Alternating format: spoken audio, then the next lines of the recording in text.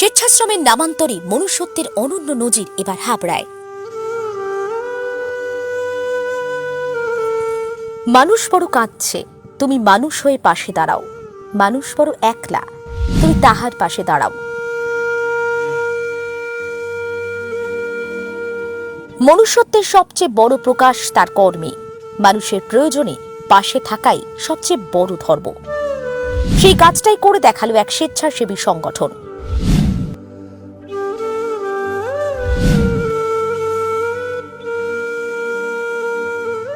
অসহায় মহিলা ভাগ চাষির পাশে দাঁড়িয়ে সোনার ফসল বোনার স্বপ্ন পূরণের এই কাহিনী উত্তর ২৪ পরগনার হাবড়া এলাকার।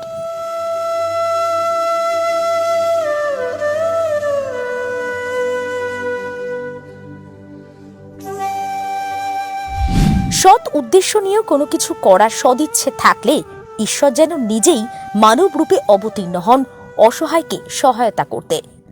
আজ আপনাদের সাথে আলাপ করাবো উত্তর ২৪ পরগনার হাবড়া থানার টুরিঘাটা পাড়ুইপাড়া এলাকার আদিবাসী বাসিন্দা সরস্বতী সাঁতরার। নারী, তাই সমাজ সংসারে লড়াই করার আর পরীক্ষা দেওয়ার অধ্যায়টা একটু বেশিই দীর্ঘ। পরিবারের লড়াকু কৃষক গৃহবধূ, স্বামী, ২ সন্তান আর বৃদ্ধা শাশুড়িকে নিয়ে দারিদ্রতার সঙ্গে লড়াই করছে প্রতি মুহূর্তে।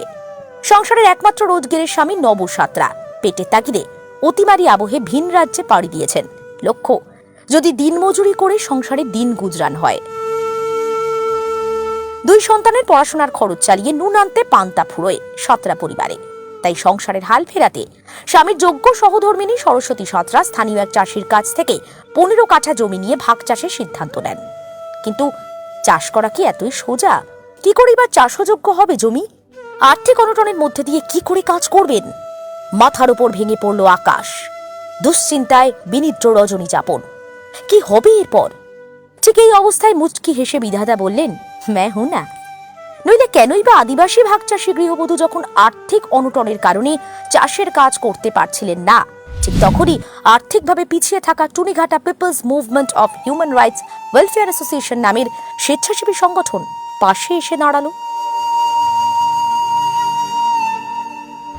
সংগঠনের পক্ষ থেকে ৫ সদস্য মিলে সরস্বতী দেবীকে সঙ্গে নিয়ে ১৫ কাঠা জমিতে গজিয়ে ওঠা আগাছা পরিষ্কার করে, আল তৈরি করে, জমিতে জল নেওয়ার জন্য নালার ব্যবস্থা করে, জমিকে সম্পূর্ণভাবে চাষযোগ্য করে তোলে।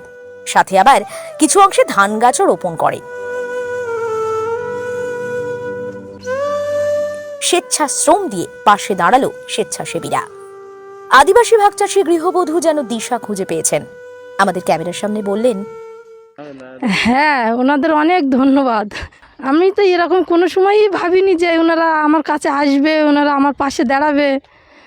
আমি আজকের অনেক খুশি হয়েছি। হ্যাঁ, আজকের ওই কাদা টাদা পরিষ্কার করলাম, পানা পরিষ্কার করলাম, করে আজকের ধানও নাগালাম, সব কিছুই করলাম আজকের। আমি অনেক চিন্তামুক্ত হয়ে গেছি। স্বেচ্ছাসেবী সংগঠনের কর্ণধার সঞ্জীব কাঞ্জিলাল জানিয়েছেন, শুধুমাত্র আর্থিক সহযোগিতার মধ্যে দিয়ে মানুষের পাশে দাঁড়ানো যায় তা নয়, স্বেচ্ছাশ্রম দিয়েও মানুষের পাশে দাঁড়ানো যায়।